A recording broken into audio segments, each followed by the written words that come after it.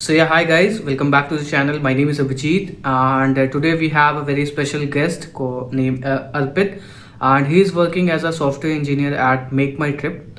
And वो बहुत ही ज़्यादा धमाकेदार स्टूडेंट हैं. इनका भी एक पर्सनल चैनल है जिसके बारे में भी वो खुद बताएंगे. एंड आज हम इस पर्टिकुलर वीडियो में इनसे जानेंगे इनकी जर्नी एंड क्या data structures and algorithm very important है या नहीं है, एंड क्या क्या वो जिनकी जर्नी रही थी अर्पित की. सो वो पूरी आज हम इस पर्टिकुलर वीडियो में ट्राई करेंगे ओपन करने का. सो स्टार्ट करते हैं आज का video. So Arpit, tell us about yourself so that our audience can know. तो sure Abhijit, thanks for inviting first of all. तो फर्स्ट ऑफ ऑल जैसा कि अभिजीत ने ऑलरेडी बता दिया, मैं एज एस डी काम करता हूँ at Pick My Trip. So my task is to deal with front end back end, ये सारी चीज़ें. ठीक है, कॉलेज में अगर मैं कॉलेज की बात करूँ तो कॉलेज में मैंने इतना डेवलपमेंट नहीं करा था, उस चीज़ों पे भी हम आगे फोकस करेंगे. So currently I am also working as a content creator on Newton School. So Abhijeet, go ahead with questions, तो उसके बाद ही हम लोग कवर करते हैं सारी चीज़ें.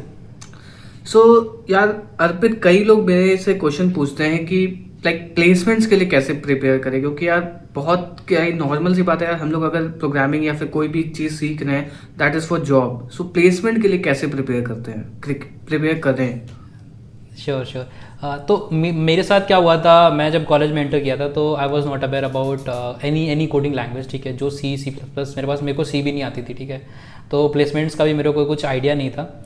तो अगर मैं प्लेसमेंट्स की बात करूँ तो प्लेसमेंट्स के लिए आपको दो चीज़ें इंपॉर्टेंट होती हैं. First is C S fundamental, दूसरा होता है आपका डेटा स्ट्रक्चर. अब क्या होता है, बहुत सारी कंपनीज आप देखोगे जिसमें सी एस फंडामेंटल के बिना ही काम चल जाता है. ठीक है, आप सिर्फ डी एस ए करोगे आपका काम चल जाएगा.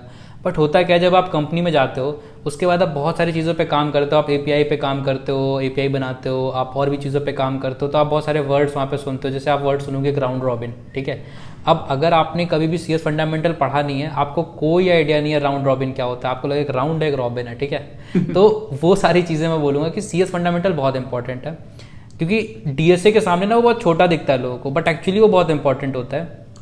तो लाइक सीएस फंडामेंटल में कौन कौन से सब्जेक्ट्स आते हैं वो प्लीज. हाँ sure sure sure. C S fundamentals की मैं अगर बात करूँ तो आपको सी एस फंडामेंटल के मैक्सिमम आपको 15 दिन चाहिए रहेंगे. अब उसमें क्या क्या चीज़ें पढ़नी है वो मैं बताता हूँ.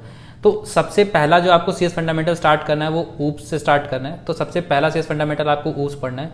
ऊप्स के लिए आप कोई भी एक लैंग्वेज पकड़ लो, आप सीपीपी पकड़ लो, आप जावा पकड़ लो. ठीक है, आप पाइथन पकड़ लो, कोई भी आपकी फेवरेट लैंग्वेज हो वो आप कर लो.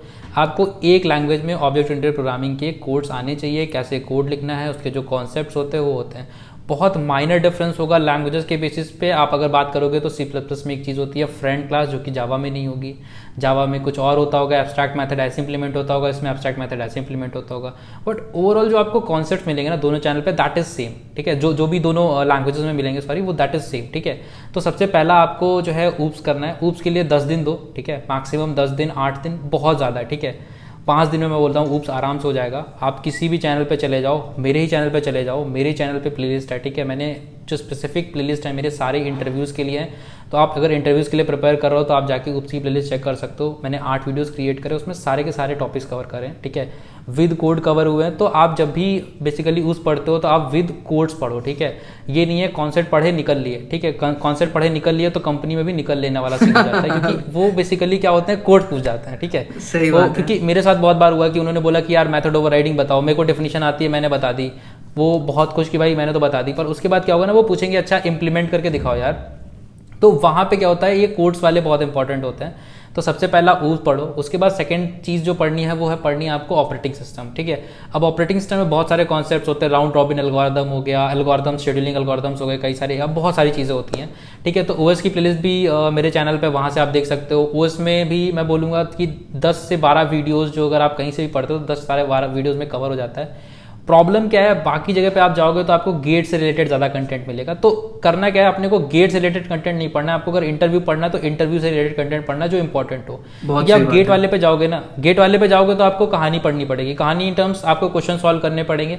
शेड्यूलिंग एल्गोरिथम पढ़ोगे, उससे ऑब्वियसली इससे क्लियरिटी मिलती है. बट अगर इतना ही टाइम है तो आराम से ही पढ़ सकते हो, तब तो कोई दिक्कत ही नहीं है. बट अगर टाइम नहीं है, सिर्फ इंटरव्यू के लिए प्रिपेयर करना है, तो मेरा पॉइंट है कि दुनिया भर की पंचायत से दूर सिर्फ इंटरव्यू के लिए प्रिपेयर करो. तो उसके बाद हो गया ओएस. ठीक है, मैक्सिमम टू मैक्सिमम 5 दिन ऊप्स का मान लेते हैं, 10 दिन ओएस का मान लेते हैं. उसके बाद आता है database management system. Database management system आप 5 से 10 दिन में आराम से प्रिपेयर कर सकते हो, बहुत ज़्यादा कॉन्सेप्ट नहीं होते हैं. मोर इम्पॉर्टेंट यहाँ पे ये है कि मैं जो भी बात कर रहा हूँ वो सिर्फ इंटरव्यूज वाले टॉपिक्स के लिए बात कर रहा हूँ। आप दुनिया भर की कुछ भी चीज़ें पढ़ोगे, बोलोगे 10 दिन में नहीं प्रिपेयर हो रहा, तो उससे कोई लॉजिकल पॉइंट नहीं निकलेगा। सिर्फ इंटरव्यू प्रिपेयर करना है। डीबीएमएस की बात आ गई, डीबीएमएस 5 दिन में करो। उसके बाद जो एसक्यूएल क्वेरीज आती है, अब एसक्यूएल क्वेरीज कहाँ पे पढ़ना है, ठीक है, तो यार उसको पढ़ना नहीं है, एक बार एसक्यूएल थोड़ा सा पढ़ लो। उसके बाद मैं प्लेटफॉर्म बता रहा हूँ हैकर रैंक, ठीक है, आप हैकर रैंक पे जाओगे, आपको हैकर रैंक पे एसक्यूएल के बहुत सारे क्वेश्चन मिलेंगे, आप 4 स्टार तक सॉल्व करो, भागाओ, ठीक है, आपका काम हो गया। ये 4 चीज़ें हो गई, 3 चीज़ें हो गई। उसके बाद जो चौथी आती है that is computer networking. Computer networking में 2 दिन दो, 2 दिन में बहुत ही बेसिक आप टॉपिक कवर कर सकते हो, ठीक है, और बहुत सारे आपको ब्लॉग्स मिल जाएंगे। और सबका खुदा सबका मसीहा गिग्स फॉर गिग्स, वहाँ पे आपको बस कुछ नहीं करना है, top interview questions computer networking type करना है, जो भी क्वेश्चंस मिले ऊपर से उठा के चेप दो, ठीक है।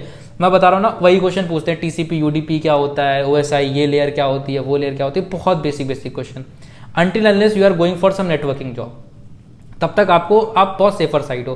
तो ये जो चीज़ें हैं ना, ये आप 15 दिन में, अगर आपका पीछे का टॉपिक्स क्लियर है, ठीक है, आपने कभी इससे पहले ये सारे कभी सुने हुए हैं, ठीक है, तो आप 15 दिन में कवर कर सकते हो।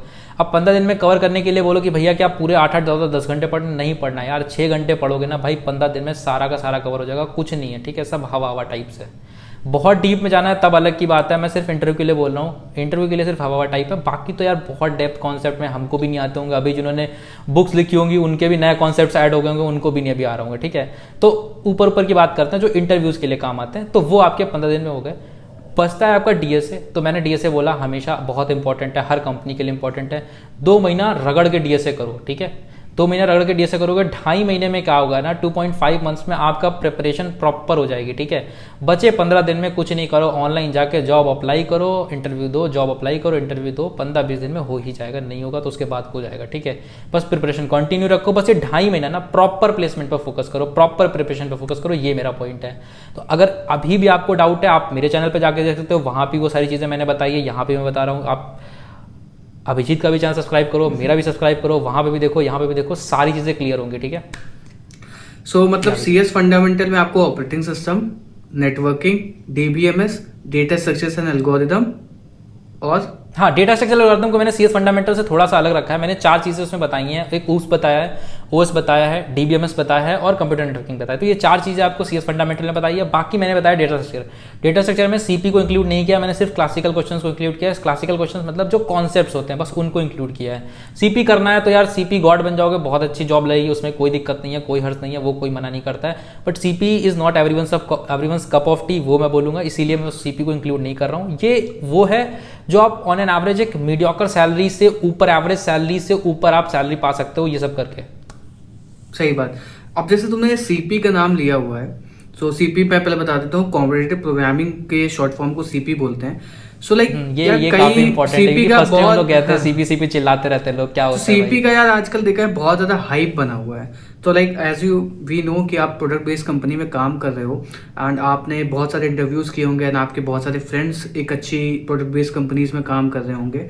सो उनका ओवरव्यू क्या है? Like CP is very important, CP करनी है, क्या इसका ओवरव्यू है? सीपी जरूरी है? Right, CP is not mandatory, but CP अगर आती है देन मतलब देयर इज नो बैंडविड्थ, ठीक है, तो आपको उसको फिर रोक नहीं सकता। अगर सीपी पे आप इम्फोसाइज कर रहे हो तो इनिशियल ईयर्स में ना, अगर क्योंकि इनिशियल मैं समझता हूँ कि इनिशियल के जो 3 ईयर्स होते हैं जब आप इंडस्ट्री ज्वाइन करते हो, so everyone consider you as a fresher, ठीक है। तो वो मेनली क्या करते हैं, डीएसए और ये सारे क्वेश्चंस पूछते हैं। वो बहुत ज़्यादा आपसे जो डेवलपमेंट के क्वेश्चंस होते हैं वो नहीं पूछते हैं, जो बेसिकली डीएसए पे फोकस करती थी कंपनी, उसकी मैं बात कर रहा हूँ।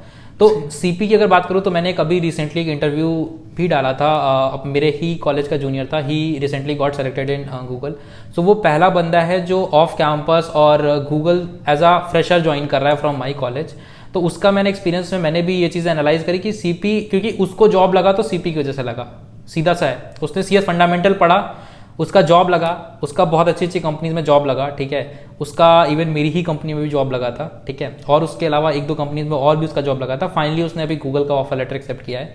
तो होता क्या है, जब आप सीपी करते हो तो सीपी से क्या होता है, आपका जो माइंड होता है ना, मेंटल एबिलिटी बहुत अच्छी होती है। नॉर्मल जो आप डीएसए क्वेश्चंस कर रहे हो उसके बाद सीपी करो तो होता क्या है, जो अब इस क्वेश्चन को सॉल्व करने के लिए आपको 5 मिनट लगते थे ना, वो सीपी के बाद 4 मिनट लगेंगे, वो 3 मिनट लगेंगे। क्यों? क्योंकि आपका माइंड बहुत शार्पली उस चीज़ों को काम कर रहा है, ठीक है।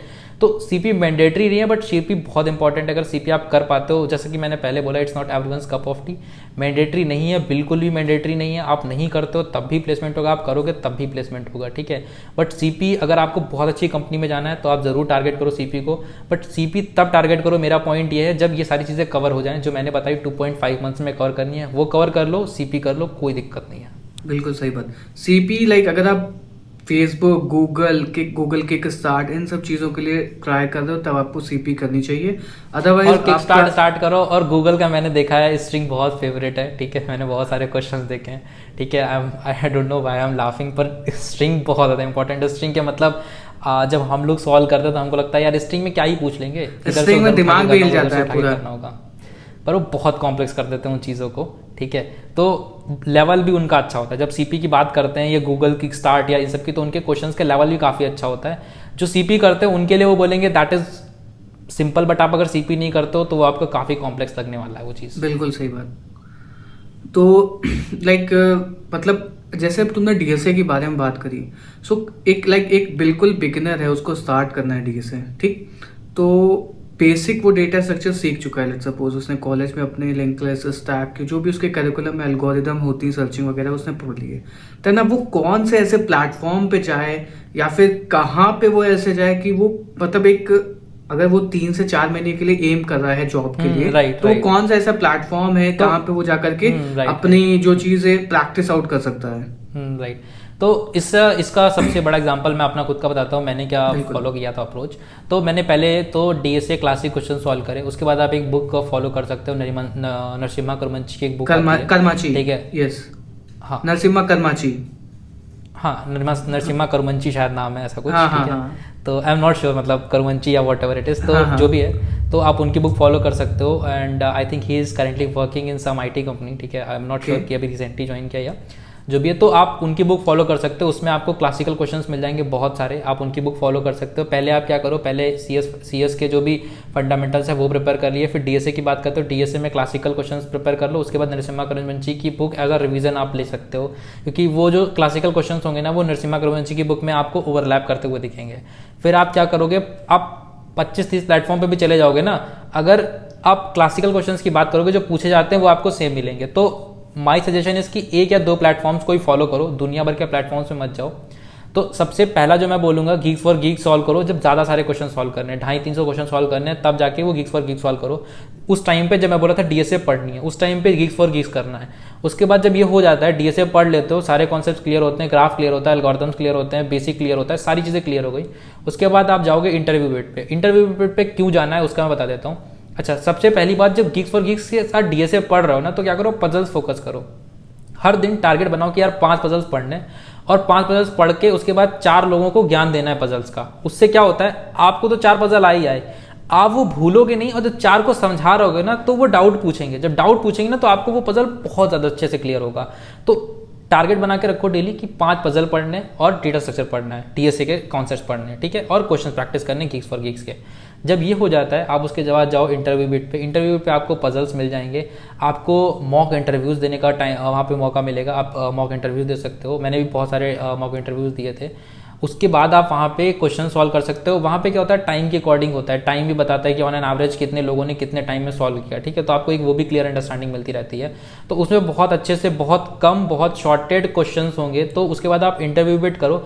उसके बाद आपकी इंटरव्यू बिट के क्वेश्चंस हो गए। उसके बाद आपको जब भी टाइम मिलता है आप लीड कोड करो, और फिर लीड कोड ही करो। उसके बाद कुछ नहीं करना है, आपने क्लासिकल सॉल्व कर लिया। आप लीड कोड में क्या होता है, लीड कोड में बहुत अच्छे अच्छे कॉर्नर केसेस आपको मिलेंगे। लीड कोड में बहुत बड़े बेसिक क्वेश्चंस के छोटे छोटे से थोड़ा सा क्वेश्चन घुमा देंगे, ठीक है।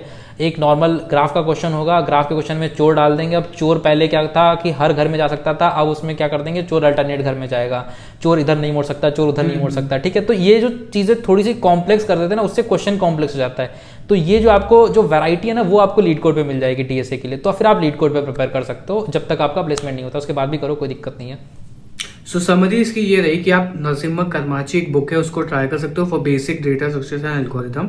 उसके बाद में आप जीएफजी पे ट्राई कर सकते हो, वहाँ के पजल सॉल्व कर सकते हो एंड वहाँ पे कुछ क्वेश्चन सॉल्व कर सकते हो। एंड उसके बाद में आपको लीड कोड पे आना है। लीड कोड पे बहुत सारे क्वेश्चन सॉल्व करते हैं एंड लीड नहीं, एक पॉइंट, इंटरव्यू बिट, जीएफजी के बाद इंटरव्यू बिट, फिर लीड कोड।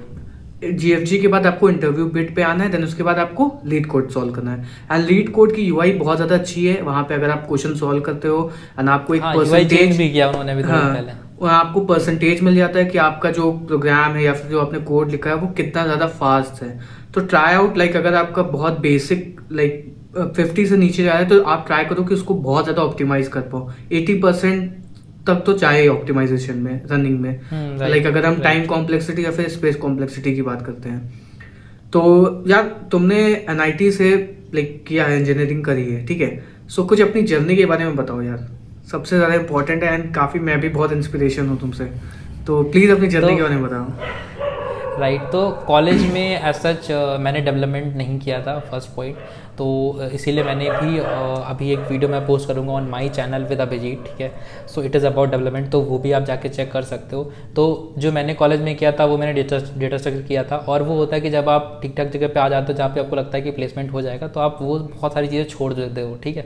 आपको पता है आप DSA कर लोगे, आप ये कर लोगे, आपका प्लेसमेंट हो जाना है, ठीक है। तो मैंने इसीलिए, या बोल सकते हो किसी और वजह से, मैंने डेवलपमेंट नहीं किया। उसका रीज़न ये भी था क्योंकि मेरा कभी भी डेवलपमेंट में कुछ बैकग्राउंड ही नहीं था। तो जब बैकग्राउंड नहीं था तो मेनली लोग क्या करते हैं, लोग मशीन लर्निंग की ओर चले जाते हैं। तो मेरा भी सेम था, मैं भी मशीन लर्निंग की ओर चला गया। मैंने मशीन लर्निंग करा, एक अच्छे लेवल तक का करा, जहाँ पे बेसिकली मैं प्रोजेक्ट्स कर सकता हूँ, ठीक है। मैं एल्गोरिथम को समझ सकता हूँ, समझा सकता हूँ, एल्गोरिथम के इन डेप्थ कैसे वर्क कर रहा है वो मैं समझ सकता हूँ। तो वो सारी चीज़ें मैंने करी। बाकी यार अगर ओवरऑल कॉलेज की जर्नी की बात करें तो कॉलेज इज़ बेस्ट बेसिकली, ठीक है। जब भी आप कॉलेज में जाते हो तो आप बहुत सारी चीज़ें सीखते हो, और कॉलेज में आपका इंटरेक्शन बहुत इंपॉर्टेंट होता है। आप इंटरेक्ट करो, ठीक है। बहुत सारे लोग कॉलेज में जाते हैं, इंटरेक्ट नहीं करते हैं। तो बहुत सारे मेरे दोस्त थे जिन्होंने इंटरेक्ट नहीं किया, उनको प्रॉब्लम्स होती थी लास्ट में आके, क्योंकि उनको कोई डाउट होता था, कोई होता नहीं था हेल्प करने वाला, सॉल्व करने वाला। तो आप सीनियर से इंटरेक्ट करो, सीनियर से बहुत अच्छा है, क्योंकि आप समझो प्रोफेसर से अच्छे ना आपके सीनियर्स होंगे कॉलेज में। हम लोग के कॉलेज में प्रोफेसर्स से अगर कोई भी दिक्कत है, प्रोफेसर्स नहीं क्लियर, तो सीनियर बहुत अच्छे से समझाता था, ठीक है। तो सीनियर्स से इंटरेक्ट करो, अपने बैच वालों से इंटरेक्ट करो। जूनियर्स भी कभी कभार बहुत अच्छे आते हैं, ठीक है। मेरे बैच में था, मेरे जूनियर्स बहुत अच्छे थे, ठीक है। तो वो मेरे लिए इंस्पिरेशन आप बोल सकते हो, क्योंकि मेरे यहाँ बताया भी बंदा गूगल में सेलेक्ट हुआ है, ठीक है। और उनका जो कम्पिटिटिव प्रोग्रामिंग थी फोर्थ थी मतलब, ठीक है। तो आप जाके चेक कर सकते हो, ठीक है। तो ये सारे वर्ड से मत जाओ, ठीक है। तो आगे बढ़ते हैं। या अभिजीत, सो यार बहुत इंस्पिरेशन वाली लाइक जर्नी थी तुम्हारी, एंड इसकी एक समरी मैं बता देता हूँ कि आपको जो आपके CS फंडामेंटल होता है उसको बहुत ज़्यादा अच्छे से करना है। देन उसके बाद आपको DSA करना है। उसके बाद में प्रोजेक्ट्स आप कर सकते हो, लेकिन आप अगर 50-50 का बैलेंस बना के चलोगे दोनों side, that will be more like आप ज़्यादा सेफ साइड में रहोगे। क्योंकि आपको अगर सिर्फ और सिर्फ DSA आती होगी देन हो सकता है कि आप एक अच्छी अपॉर्चुनिटी मिस कर दो ड्यू टू प्रोजेक्ट्स, एंड अगर आपको प्रोजेक्ट्स आते होंगे तो हो सकता है कि आप एक अच्छी अपॉर्चुनिटी इधर से मिस कर दो एक प्रोडक्ट बेस्ड कंपनी में जाने का। सो अगर आप 50-50 का बैलेंस बना के चलोगे that will be very helpful, and आपको बेसिक जो CS फंडामेंटल होता है उनके साथ में आपको जाना ही जाना है। सो यहीं पे हम अपना वीडियो को एंड करते हैं, एंड आपको अर्पित के चैनल का लिंक आपको डिस्क्रिप्शन में मिल जाएगा। And one more very thing which I want to tell you, Newton School के कोर्सेज जो एनरोलमेंट है फुल स्टैक का वो स्टार्ट हो गया है। If you want to become a full stack developer without paying a penny until like अगर आपकी जॉब 5 लाख की नहीं लगती है तो you can join Newton school. Newton school is a very good course, and इसमें आपको 6 मंथ में एक फुल स्टैक इंजीनियर बनाते हैं, और आपसे तभी अमाउंट लेते हैं जब आपका जो प्लेसमेंट है या फिर आपका पैकेज है वो 5 लाख से ऊपर का लगता है, ठीक है। So this is it for the video, and हम मिलते हैं किसी नेक्स्ट वीडियो में साथ में, and please subscribe to Arpit channel and my as well. Meet in the next video. Good bye, thank you.